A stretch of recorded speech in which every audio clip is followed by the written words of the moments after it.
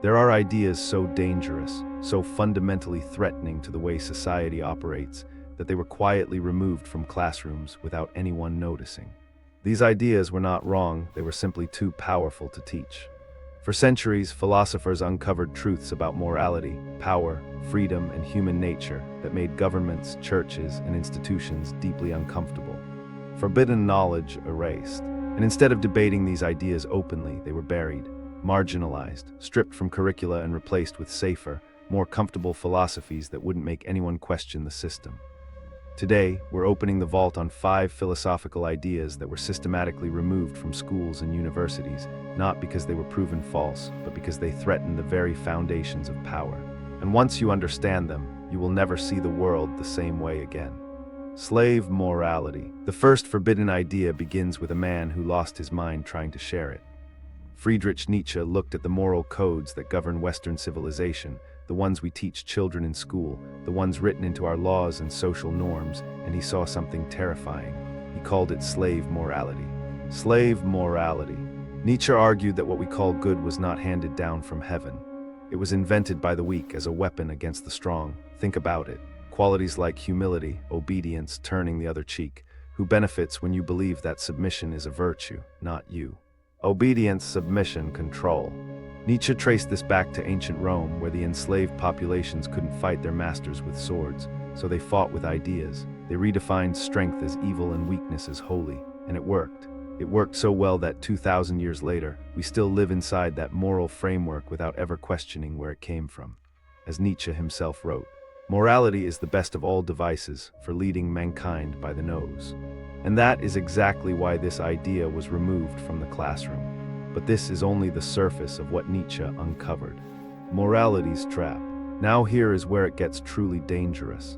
Nietzsche didn't just critique morality in the abstract. He showed how slave morality is used as a system of control in everyday life. Every time you feel guilty for wanting more, you are inside the trap. Think about every time you were told to be humble, to not stand out, to put others first even at the cost of your own well-being. Nietzsche argued this wasn't kindness, it was programming. The institutions that benefit from your obedience, your government, your employer, even your education system, they need you to believe that ambition is selfish and that questioning authority is arrogant. They taught you to police yourself so they wouldn't have to. Nietzsche's solution was radical. He called for a revaluation of all values, not to become cruel, but to become honest about where our morals actually come from, to choose your values consciously rather than inheriting them blindly. If this revelation is shaking something inside you, hit like and subscribe to unlock more forbidden wisdom from the vault.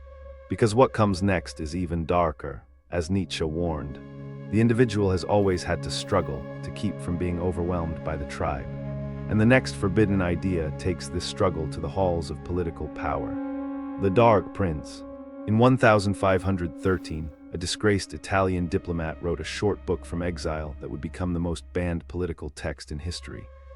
His name was Niccolò Machiavelli, and his book, The Prince, revealed something that every person in power already knew but would never say out loud.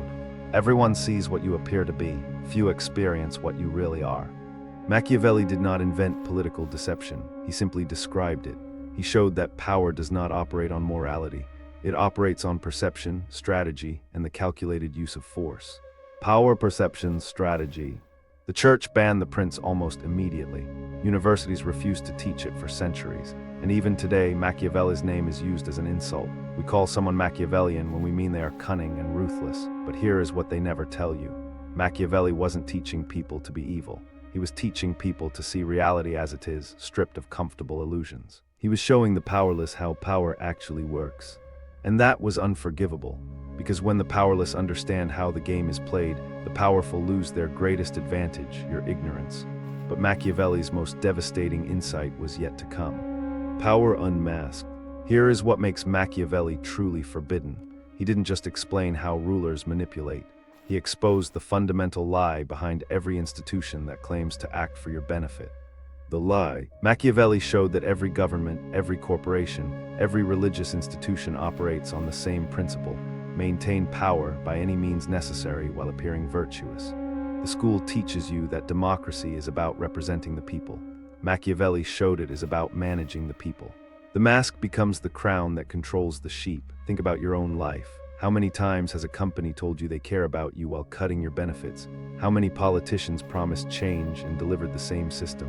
Machiavelli saw all of this 500 years ago, as he wrote, "Men are so simple and so much inclined to obey immediate needs that a deceiver will never lack victims for his deceptions." Deception, obedience, victims. This is why they don't teach Machiavelli properly in schools. They reduce him to a villain instead of recognizing him as the man who handed you the blueprint to see through every lie you've ever been told. And speaking of systems designed to control you without you even knowing, the next idea takes this to a terrifying new level. The panopticon. In 1975, a French philosopher named Michel Foucault published a book called Discipline and Punish. And what he revealed inside was so disturbing that it fundamentally changed how we understand power, prisons, schools, and even your workplace. Foucault showed that modern society is a prison you cannot see. He introduced the concept of the panopticon, originally designed by Jeremy Bentham as a circular prison where one guard could watch every prisoner without them knowing if they were being observed. The result, the prisoners started policing themselves. They behaved as if they were always being watched, even when no one was watching at all. The perfect prison is one where the inmates guard themselves. And then Foucault dropped the bomb. He said this is not just how prisons work. This is how schools work. This is how hospitals work. This is how offices work. Every modern institution, he argued, is built on the same principle of surveillance and self-discipline. Watch, obey, conform. As Foucault wrote, discipline makes individuals. It is the specific technique of a power that regards individuals as objects and as instruments of its exercise. But what Foucault discovered next will make you question everything about your daily routine. Invisible prison. Foucault didn't stop at describing the panopticon. He showed how it invaded every corner of modern life. Think about your own experience in school. 1. You were told when to sit and when to stand. 2. You were tested and ranked against your peers. 3. You were punished for questioning authority. 4. You were rewarded for obedience and silence. Foucault called this disciplinary power, not the power of a king who threatens you with a sword, but the power of a system that shapes you from the inside. You don't obey because you're afraid. You obey because you've been trained to believe obedience is normal. The most dangerous prison is the one you do not know you are inside. And this is precisely why Foucault is barely taught in public schools. His ideas don't just critique bad institutions, they critique the institution of education itself. Normal, trained, controlled. If students understood Foucault, they would see their own classrooms as systems of control. They would question grades, standardized tests, and the very structure of the school day. As Foucault observed, people know what they do. Frequently they know why they do what they do, but what they don't know is what they do does. And if you think that's unsettling, wait until you hear the fourth forbidden idea, one that destroys the very concept of truth itself. Truth demolished. 2,400 years ago, before Socrates, before Plato, before Aristotle, there was a group of philosophers so dangerous that history tried to erase them entirely. They were called the sophists, and their crime. Truth is relative. The most famous sophist, Protagoras, declared that man is the measure of all things. There is no absolute truth. There is no objective morality. There is only perspective, and whoever controls the perspective controls reality. Whoever controls the story controls the world. This idea terrified the ancient world, because if truth is relative, then every law, every religion, every system of authority is just one story among many. Plato spent his entire career trying to destroy the sophists' reputation. He painted them as charlatans and liars, and for 2,000 years that narrative stuck. Their writings were burned, their ideas suppressed. But here is the irony. Modern philosophy, modern science, modern democracy, they all owe a debt to the sophists they pretend don't exist. Of all things the measure is man, of the things that they are, and of the things that are not, that they are not. Man measure all things, and there is a reason this idea was systematically buried. No absolute truth. The deeper danger of the sophists wasn't just philosophical, it was political. Another sophist, Thrasymachus, made an argument so devastating that Plato dedicated an entire book trying to refute it. Thrasymachus said justice is nothing more than the interest of the stronger. Laws are not created to protect you. They are created by those in power to keep themselves in power. Justice is a story the strong tell the weak to make oppression feel natural. Justice is the weapon of the powerful, disguised as the will of the people. Now think about why this idea terrifies every government in the world. If students learn to question whether laws are truly just or merely convenient for the powerful, the entire system of compliance would collapse.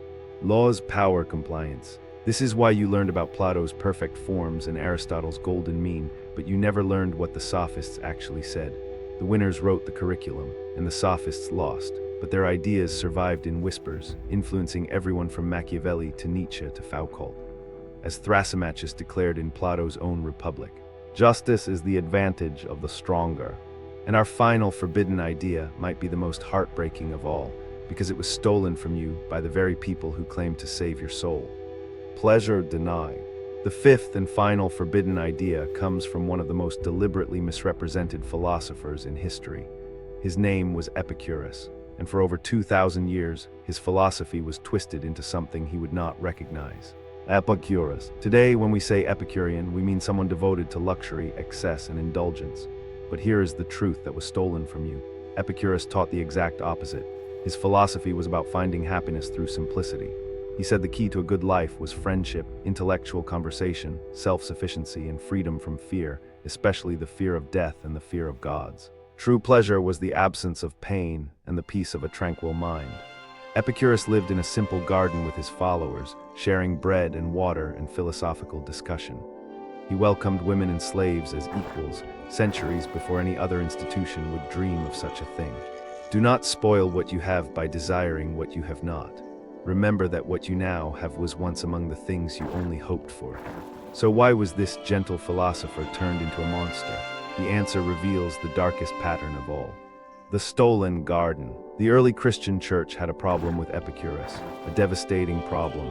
Epicurus said you don't need gods to be happy. He said death is nothing to fear because when death comes, you simply cease to exist. He said the purpose of life is not to serve a higher power, but to cultivate peace, friendship, and freedom from suffering.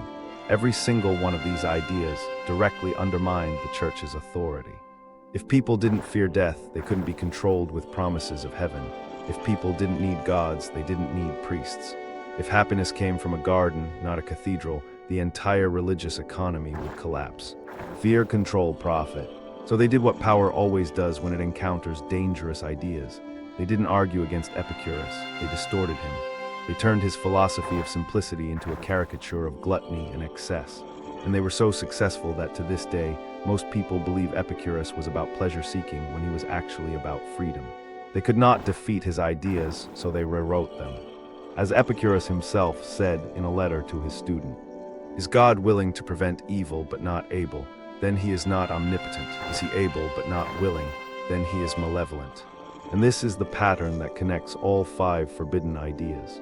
5 ideas, 5 philosophers who dared to tell the truth, and 5 deliberate acts of suppression by the very institutions that claim to educate you. Nietzsche, Machiavelli, Foucault, sophists, Epicurus. Nietzsche showed you that morality is a tool of control. Machiavelli showed you that power wears a mask. Foucault showed you that the prison has no walls. The sophists showed you that truth belongs to whoever tells the best story. And Epicurus showed you that even a simple garden of freedom can be destroyed by those who profit from your fear. The most dangerous person in any society is the one who thinks for themselves. These ideas were not removed because they were wrong. They were removed because they were right. And now that you know them, you have a choice. You can go back to sleep, or you can start questioning everything you were taught to believe. If you made it this far, prove it. Comment Garden of Truth if these 5 ideas changed how you see your own education. The wisdom of the ages is yours. Use it well. If this unlocked something in you, hit like and subscribe. The vault has more. Share this with someone who deserves to know what was hidden from them.